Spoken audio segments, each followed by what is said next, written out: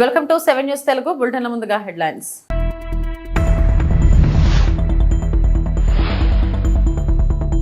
బియ్యం కుంభకోణాన్ని పవన్ సీరియస్ గా తీసుకోవడం హర్షణీయం. BJP MP Purandeswari.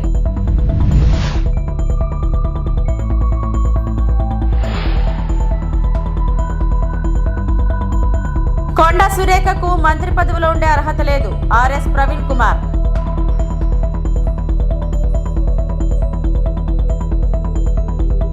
రేషన్ బియ్యం అక్రమ రవాణాలో వైకాపా నేతల ప్రమేయం ఉన్నదని డిప్యూటీ సీఎం పవన్ కళ్యాణ్ అంతర్జాతీయ స్మగ్లింగ్ గా అభివర్ణించారని ఎంపీ పురంధేశ్వరి అన్నారు.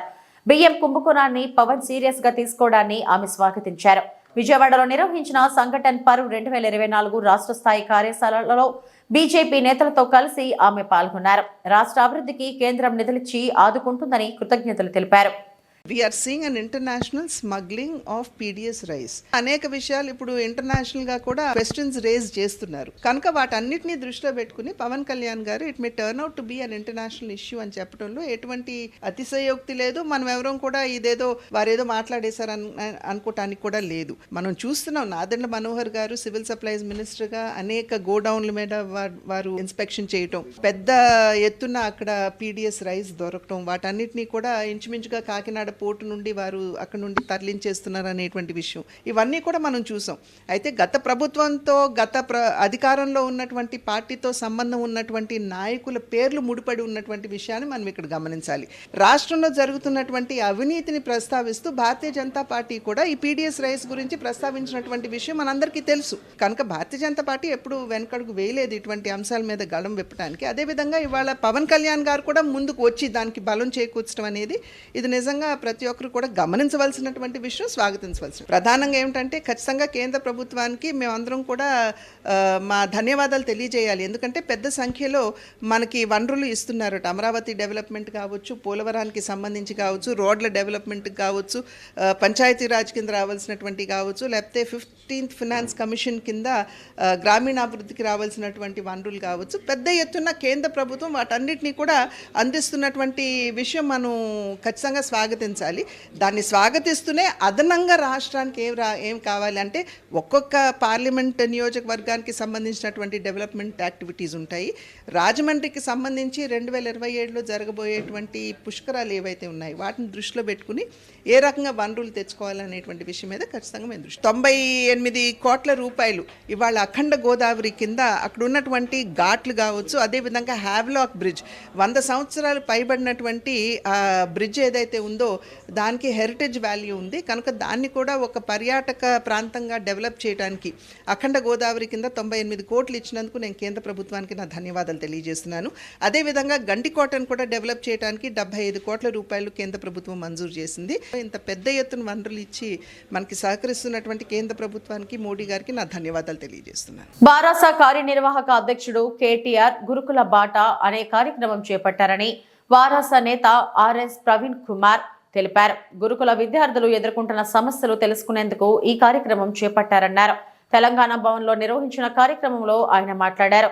గురుకుల బాట అని చెప్పగానే కాంగ్రెస్ కు భయం పుట్టింది. మంత్రి కొండా సురేఖ శుక్రవారం నాపై ఆరోపణలు చేశారు. నేను విద్యార్థులకు కలుషిత ఆహారం పెడుతున్నానని చెప్పారు. తెలంగాణ ప్రజలు గతంలోనే కొండా సురేఖను తిరస్కరించారు. మహిళలపై ఆమె చేసిన ఆరోపణలకు కేసు పెట్టాలని కోర్టు చెప్పింది. ఆమెకు ప్రతి పదవిలో ఉండే అర్హత లేదు. గతంలో IPS అధికారిగా ఉన్న నాకు కేంద్ర ప్రభుత్వం అవార్డు ఇచ్చింది. 7 ఏళ్ల సర్వీసును వదిలేసి విద్యార్థుల కోసం రాజకీయాల్లోకి వచ్చా. నాపై ఆరోపణలుంటే బయట పెట్టండి, వాటిని ఆధారాలుంటే CBI విచారణకు ఇవ్వండి అని ఆర్ఎస్ ప్రవీణ్ కుమార్ డిమాండ్ చేశారు. ఆమె ఆరోపణలు చేయడం ఇది రెండోసారి మూడవసారి మళ్ళీ నిన్న ఆమె ఆరోపణలు చేశారు. నేను కొండా సురేఖ గారి స్థాయికి నేను దిగజారి మాట్లాడదలుచుకోలేదు, కానీ కొన్ని వాస్తవాలు ప్రజలకు చెప్పాలి. అమ్మా కొండా సురేఖ గారు, మీరు దయచేసి తెలంగాణలో మళ్ళీ ప్రెస్ మీట్లు పెట్టకురి. నా రిక్వెస్ట్, తెలంగాణ సమాజం మిమ్మల్ని ఎప్పుడో తిరస్కరించింది. తెలంగాణ ఉద్యమ సమయంలోనే మీరు మానుకోటలో రైల్వే స్టేషన్ దగ్గర తెలంగాణ బిడ్డల మీద, తెలంగాణ పోరాట యోధుల మీద, తెలంగాణ విద్యార్థి నాయకుల మీద ఘోరంగా దాడి చేసినప్పుడే మిమ్మల్ని తెలంగాణ తిరస్కరించింది. మీరు సభ్యత, సంస్కారం, లేకుండా మాట్లాడతారని తెలంగాణలో ప్రతి ఇంటికి కూడా తెలిసిపోయింది. మహిళలు పురుషులు అనే గౌరవం లేకుండా మాట్లాడతారని తెలిసిపోయింది. కోర్టులో జడ్జిలు కూడా మీరు మాట్లాడిన మాటలు వినడానికి చెవులు పూసుకుంటున్నారు. న్యాయ వ్యవస్థ కూడా మీరు మాట్లాడిన మాటలు మళ్ళీ వినాలని అనుకోవడం లేదు. సాక్షాత్తు కోర్టులే మీ మీద కేసు రిజిస్టర్ చేయాలి అని చెప్పి మీకు ఆర్డర్ కూడా ఇచ్చింది. మీ మీద మీరు సభ్యత సంస్కారం లేకుండా సాటి మహిళల మీద చేసిన ఘోరమైన ఆరోపణలకు మరి కోర్టు చలించిపోయి మీ మీద కేసు రిజిస్టర్ చేయాలని చెప్పింది. అదేవిధంగా మీ మీద మళ్ళొకసారి కేటీఆర్ గారి మీద మాట్లాడితే మళ్ళీ జైలుకు పంపిస్తామని చెప్పి కోర్టు వార్నింగ్ కూడా ఇచ్చింది. అయినా కూడా మీరు మళ్ళీ కోర్టు ఆదేశాలను ఉల్లంఘించి అసభ్యకరమైన భాష మరి మాట్లాడుతూ ఉన్నారు. అసలు మీకు మంత్రి పదవిలో ఉండే అర్హత లేదు సురేఖ గారు. నేను సభ్యత సంస్కారం ఉన్న వ్యక్తిని కాబట్టి నేను మిమ్మల్ని ఇప్పటికి కూడా గౌరవించే మాట్లాడుతున్నాను. తెలంగాణ లేదు. మీరు నా గురించి మాట్లాడుతున్నారు. నేను ప్రభుత్వ హాస్టళ్లలో చదువుకొని సాంఘిక సంక్షేమ హాస్టళ్లలో చదువుకొని రాత్రింబవళ్ళు కష్టపడి నేను ఒక ఐపీఎస్ అధికారినైనా. నేను ఐపీఎస్ అధికారిగా ఉన్న 26 సంవత్సరాలు ఈ దేశ రక్షణ కోసం ప్రాణాలు తెగించి పోరాడిన. నా ప్రాణం పోయినా పర్వాలేదని దేశ రక్షణ కోసం నేను సేవ చేసిన. భారత రాష్ట్రపతి నాకు శౌర్య పథకం ఇచ్చింది. Police medal for gallery service ఇచ్చింది. భారత్కి వచ్చినమ్మా. నేను నాకు ఇంకా 14 సంవత్సరాల 16 సంవత్సరాల సర్వీసు ఉండగానే నేను హాస్టళ్లలో చదువుకున్నా కాబట్టి నా పక్కనే బల్క సుమన్ గారు ఉన్నారు. ఆయన గురుకుల పాఠశాలలో చదువుకుని ఇక్కడ చాలామంది ఇంకా ప్రభుత్వ పాఠశాలలో చదువుకున్నారు. అలాంటి వాళ్లకు సౌకర్యాలు అందలేదు, మాకు సౌకర్యాలు అందలేదని నా తుపాకీ నా యూనిఫామ్ పక్కకు పెట్టి నేను ప్రభుత్వ గురుకుల పాఠశాలకు వచ్చి ఆ బిడ్డలే నా బిడ్డలుగా భావించి వచ్చిన. ఆ పిల్లలను నాకన్నా గొప్పగా చేయాలని వచ్చిన. నేను చేసిన వర్క్ ప్రపంచంలో ఇంతవరకు ఎవ్వరు ఊహించింది నేను చేసిన. బాపట్ల జిల్లా రేపెలలో నర్సింగ్ విద్యార్థులకు పెను ప్రమాదం తప్పింది. చెరుకుపల్లి మండలం గోడవల్లి వద్ద కాలేజీ బస్సులో షార్ట్ సర్క్యూట్ కావడంతో పూర్తిగా దగ్ధమైంది. ఐఆర్ఎస్ కాలేజీకి చెందిన విద్యార్థినులు రేపల నుంచి గుంటూరు పరీక్షా కేంద్రానికి వెళ్తుండగా ఈ ప్రమాదం చోటు చేసుకుంది. డ్రైవర్ అప్రమత్తతో ప్రమాదం తప్పింది. ఈ ఘటన జరిగిన సమయంలో కాలేజీ బస్సులో సుమారు 30 మంది విద్యార్థినులు ఉన్నారని తెలిపారు.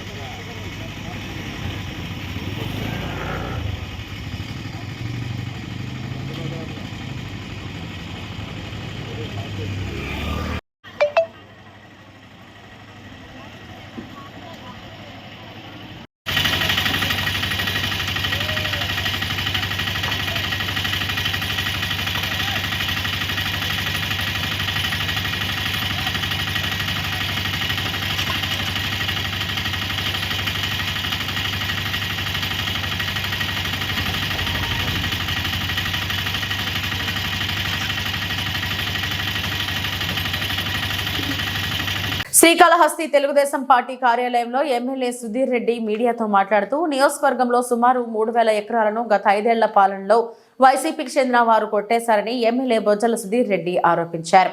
ఈ అవినీతి అక్రమాలకు కారణమైన వైసీపీ నాయకులు కార్యకర్తలకు జైలు జీవితం తప్పదని స్పష్టం చేశారు. 3-4 రోజుల్లో కొంతమందిని అరెస్టు చేసే అవకాశం ఉందని చెప్పారు. తెలుగుదేశం పార్టీ పట్టణ కార్యాలయంలో శుక్రవారం జరిగిన విలేకరుల సమావేశంలో ఆయన మాట్లాడారు.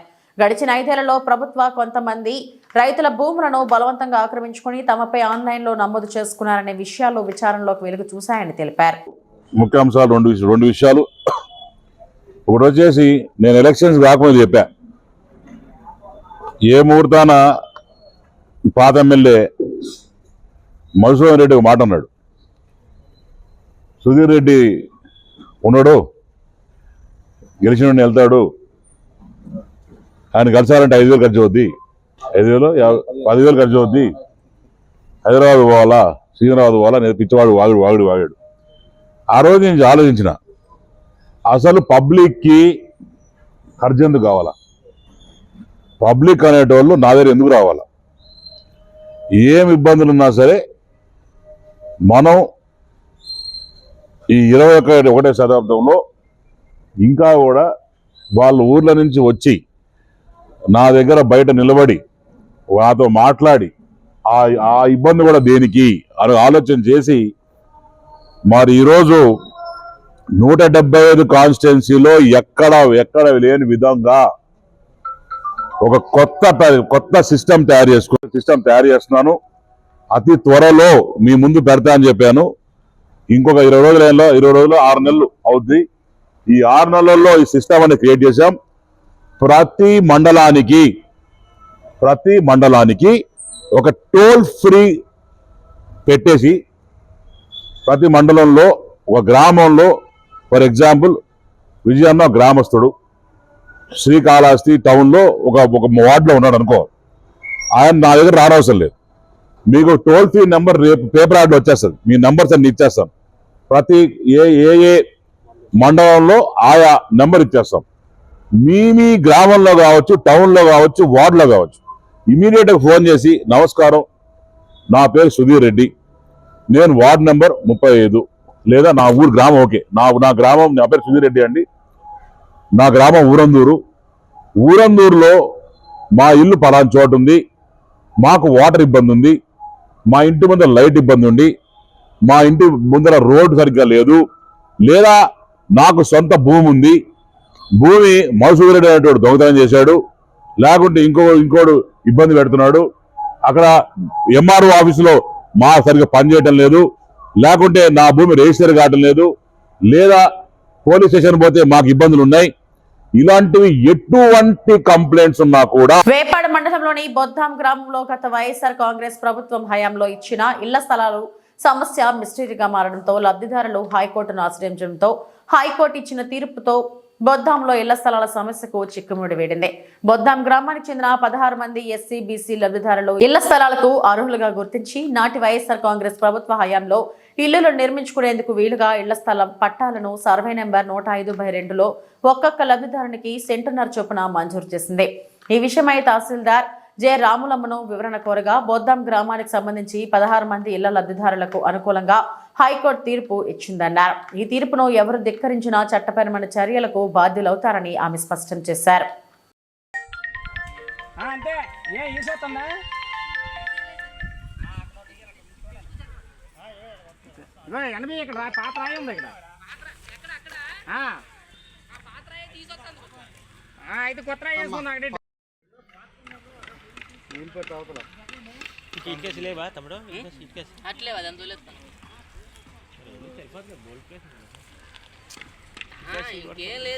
శ్రీ లలితాంబిక ప్రొడక్షన్ బ్యానర్ పై సూపర్ స్టార్ మహేష్ బాబు మేనల్లుడు గల్లా అశోక్ హీరోగా, మానస వారణాసి హీరోయిన్ గా అర్జున్ జంధ్యాల దర్శకత్వంలో సోమిరెడ్డి బాలకృష్ణ నిర్మించిన దేవకి నందన వాసుదేవ చిత్రం 2 తెలుగు రాష్ట్రాల్లో విజయవంతంగా ప్రదర్శితమవుతుంది.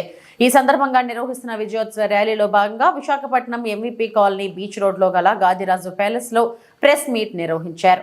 ప్రెస్ మీట్ లో ఈ సినిమా యూనిట్ సభ్యులు పాల్గొన్నారు. హీరో గల్లా అశోక్ మాట్లాడుతూ తొలి రోజు టాక్ తో కాస్త నిరాశ చెందిన దర్శకుడు పికప్ అవుతుందని బలంగా చెప్పడంతో ధైర్యం వచ్చిందన్నారు. సినిమా ఇంత పెద్ద హిట్ చేసిన ప్రేక్షకులకు ధన్యవాదాలు తెలిపారు. తాను సితారా ప్రొడక్షన్ లో 3వ సినిమా చేస్తానని అన్నారు. మదర్ సెంటిమెంట్ బాగా పండిందన్నారు. చిత్రం విజయానికి ఇది బాగా దోహదపడుతుందన్నారు. సూపర్ స్టార్ మహేష్ బాబుతో మంచి అటాచ్మెంట్ ఉందని తెలిపారు. మీ తాతయ్య సినిమాల్లో ఏ సినిమా చేస్తారని ప్రశ్నించగా సింహాసనం సినిమా చేయాలన్నది డ్రీమ్ అన్నారు. స్టార్ మేకర్ సత్యానంద్ వద్ద శిక్షణ చాలా సరదాగా సాగిందని గుర్తు చేశారు.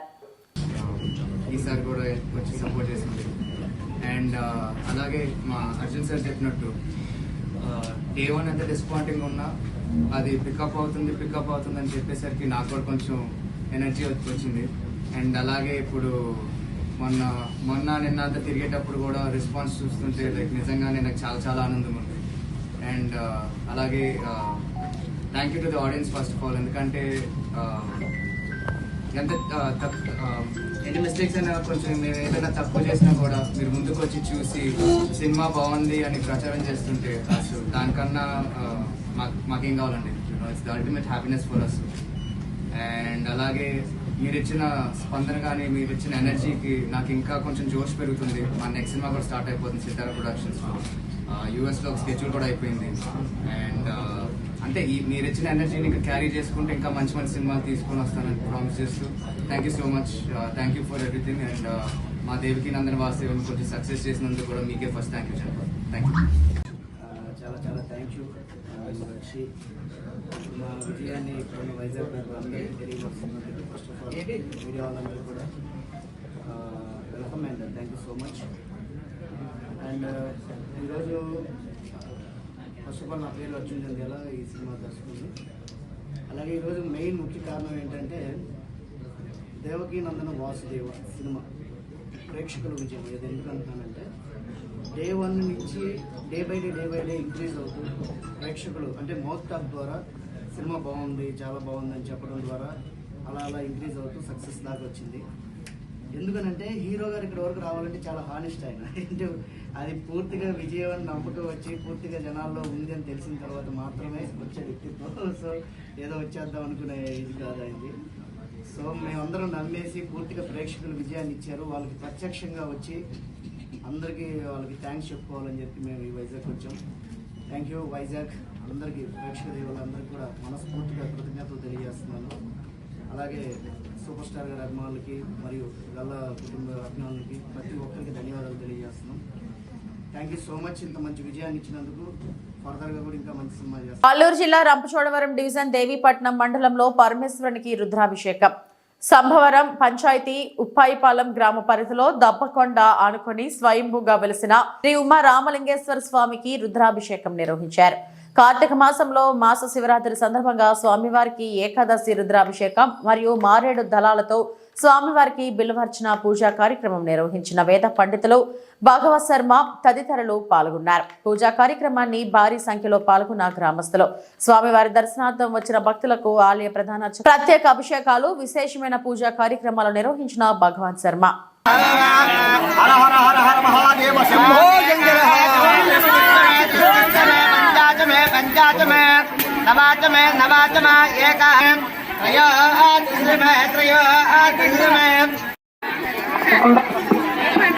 ఏకవేదం శివార్పణో అక్షనారాయణ ఏకవేదం శివార్పణో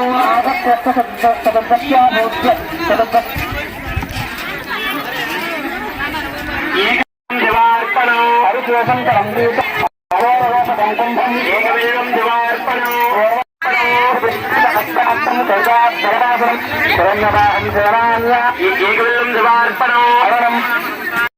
సర్వమంగళ మాంగళ్య శివ సర్వార్థకే శరణ్య త్ర్యంబకే దేవీ నారాయణ నమోస్తుతే. ఓం నమ శివాయ.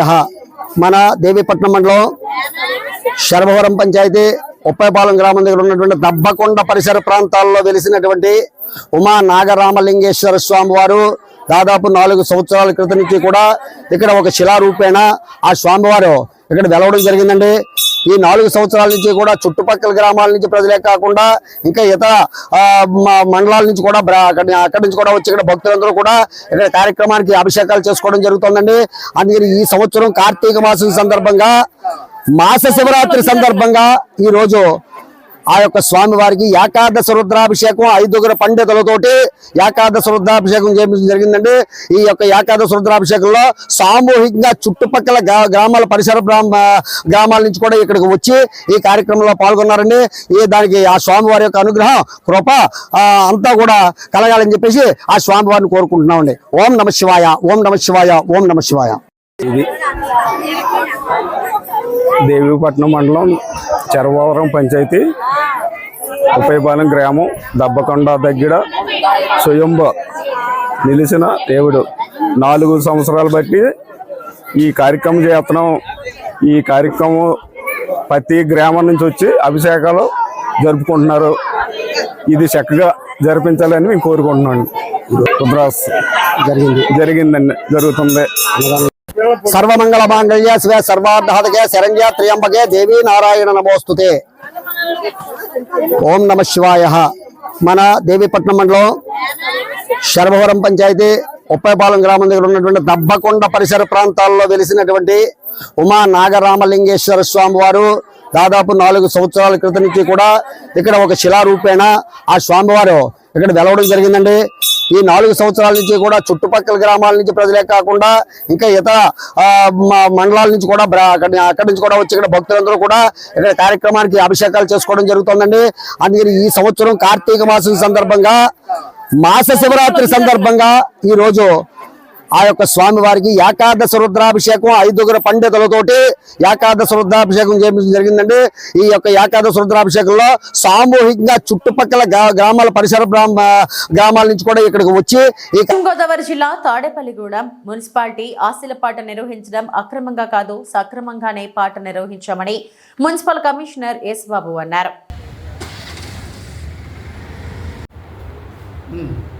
తాడేపల్లిగూడెం పట్టణంలో మార్కెట్ ఆశీలు వసూలు నిమిత్తం వివరణ ఇస్తున్నాము. ఇప్పుడు ఈ రోజున ఏంటంటే 2024-25 సంవత్సరానికి సంబంధించి మార్కెట్ ఆశీలు ఎవరు పాల్గొనడానికి ముందుకు రాకపోతే డిపార్ట్మెంట్ కలెక్షన్ కూడా చేసాం. డిపార్ట్మెంట్ కలెక్షన్ చేస్తే ప్రతి నెల కూడా 80,000, 93,000, 98,000 అలా యావరేజ్గా నెలకి ₹1,00,000 దగ్గరలో మాత్రమే డిపార్ట్మెంట్ కలెక్షన్ వస్తుంది. కనుక నేను వచ్చిన తర్వాత దాన్ని అంతా అబ్జర్వ్ చేస్తే 8 సార్లు పాట పెడితే ఎవరు పాల్గొనలేదని దీంట్లో ఈ ఫైల్ చూసి నేను పరిశీలించడం జరిగింది. దాని మీద టెండర్ కమ్ ఆక్షన్ పెట్టడం జరిగింది. టెండర్ కమ్ ఆక్షన్ అయితే టెండర్లో కోట్ చేసిన తర్వాత దాని మీద ఎవరైనా ఇచ్చుపాటు ఉంటే వాళ్ళకి ఇస్తాం. దాని ప్రకారం మనం ఈ రోజుని ఆంధ్రజ్యోతి పేపర్లో కూడా 24 ఆంధ్రజ్యోతి పేపర్లో వేసాము. అలాగే తర్వాత 9-10 ఈనాడు పేపర్లో వేసాం.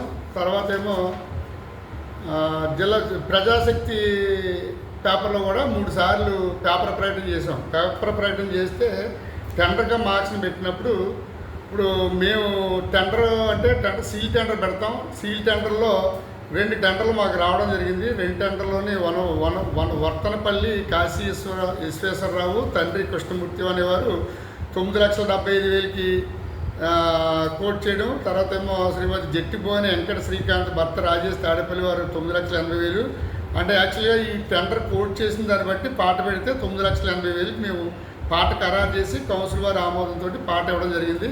దాని ప్రకారం నెల మాకు ఫస్ట్గానే ₹8,00,000 మా యొక్క టెండర్ షెడ్యూల్లో ఇచ్చిన కండిషన్ ప్రకారం డిపాజిట్ చేశారు. తర్వాత ప్రతి నెల కూడా 23,800 చిల్లర మాకు కట్టవలసి ఉంది. ఇప్పటి వరకు బకాయి లేకుండా పేమెంట్ చేస్తున్నారు. కనుక ఏంటంటే డిపార్ట్మెంట్లు గతంలో 2023, 24, 22, 23లో కూడా పాటదారులు మీ యొక్క కాంపిటీషన్ తోటి ఎక్కువ పాటకు వచ్చి పాట పాడుకున్న తర్వాత డిఫాల్టర్స్ అయ్యి మనిషి ఒక్కొక్కరు ఒక సంవత్సరానికి 20 లక్షలు, ఒక సంవత్సరం 18 లక్షలు అలా బకాయి పడి డిఫాల్టర్స్ అయ్యి కట్టలేకపోయారు. కట్టలేకపోతే ఇప్పుడు నేను వచ్చిన తర్వాత వాళ్ళ మీద కూడా కోర్టులో కేసు ఫైల్ చేశాను. కేసు ఫైల్ చేసి దావా వేసాం. అలాగే ఇప్పుడు అంచెంచెలుగా ఎవరో పాటకు వచ్చి పాడుకుని ఎవరో కట్టకపోవడం వల్ల ఈ టెండర్గా మార్క్స్ని పెట్టి ₹9,80,000కి శ్రీమతి జట్టిపోని వెంకట శ్రీకాంత్ భర్త రాజేష్ అనే వారికి ఈ పాట దక్కించుకోవడం జరిగింది. వారికి మేము ఖరారు చేయడం జరిగింది.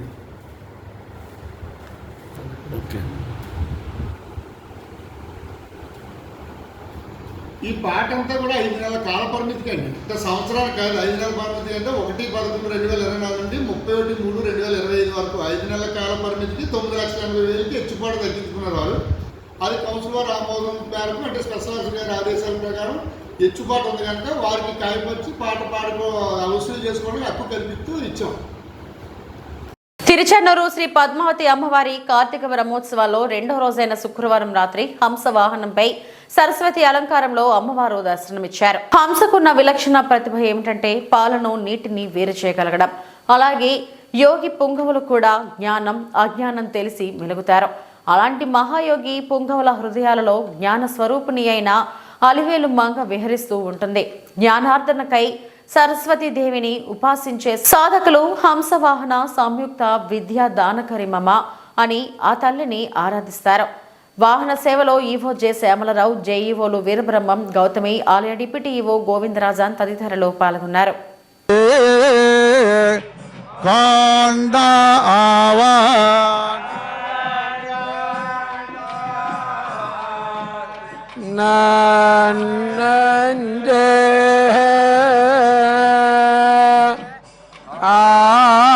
நீந்த முடியும். பற்றுக பற்றத்தான் பற்றினை அப்பற்றை பற்றுக பற்று விடற்கு என்று சொன்னார்கள். அப்படி திருவருளை நாம் பெற வேண்டுமேயானால் தாயாரினுடைய திருவருள், அதாவது சிபாரிசு இல்லை என்றால் நிச்சயமாக பெருமானுடைய திருவருள் கிடைக்காது. எனவே தாயாரை நாம் வேங்கட நிவாசாய ஸ்ரீனிவாசாய மங்களம் என்று சொல்லுகிறோம். அதிலே கூட பார்த்தீர்களே என்றால் என்ன அழகாக சொல்லியிருக்கிறார்கள். முதலிலே சொல்லும்போதே ஸ்ரீ என்று சொன்னாலே நம்முடைய தாயாரைத்தான் குறிக்கும். அந்த ஸ்ரீய காந்தாய கல்யாணைக்கும் பெருமானை விட்டு பிரியாதவளாக இருப்பவள் நம்முடைய தாயார். என்றைக்கும் பிரியாதவள் என்று பார்க்கும்போது அந்த 5 நிலைகள் அது கூட பரவாயில்லை. அதிலே விபவம் என்று சொல்லப்படுகின்ற அந்த அர்ச்சாவதார மூர்த்தி விபவம் என்றெல்லாம் சொல்லப்படுகின்ற நிலையிலே சரியாசனம் வைத்த தாய் அவள் சரஸ்வதி. கலைமகள் என்ன செய்வாளாம்? அரசரோடு என்னை சரியாசனம் வைத்த தாய் என்று சொல்லுவார்கள். அரசன் எந்த அளவுக்கு பெரியவன், பணத்திலே சிறந்தவன், செல்வத்திலே சிறந்தவன், கல்வியிலும் சிறந்தவன், வீரத்திலே சிறந்தவன், அவனுக்கு இணையாக நம்மை அமர வைக்கக்கூடிய ஒரு நிலை, அதை அருள்பவள் சரஸ்வதி. அந்த சரஸ்வதியாகவே இங்கு மாறி, கலைமகளாகவே இங்கு மாறி, அதுவும் அன்னவாகனத்திலே, கலைமகளினுடைய வாகனம் அன்னவாகனம், அந்த வாகனம் செய்து நமக்கு அருள் செய்து கொண்டிருப்பவள் நம்முடைய தாயார். அது மட்டுமா, அங்கே ஒரு ஆதிசங்கரர், அவருடைய வரலாற்றை பார்க்கிறோம். ஆதிசங்கரருடைய வரலாற்றிலே அவர் வீடு வீடாக சென்று பிட்சாம் தேகி என்று கேட்கின்றார். அப்பொழுது ஒரு ஏழை அந்தணருடைய இல்லத்திலே எதுவுமே இல்லாத ஒரு நிலையிலே ஒரு நெல்லிக்கனியை கொண்டு வந்து அவருக்கு கொடுக்கிறார்கள். உடனே அவர் புரிந்து கொள்ளுகிறார், குடும்பத்தினுடைய நிலை இப்படி இருக்கிறதே, இவர்கள் உயர்ந்த நிலையிலே இருந்தால் சவிதாமத்வா அனக்த்வஷதே ராயஸ்வைன கஸ்வதி ஸ்வதிதே மாம் மைனம் ஹிகம்சேர்திவம் அக்ரே நமா லேகேரந்தஹேமா யந்த்வா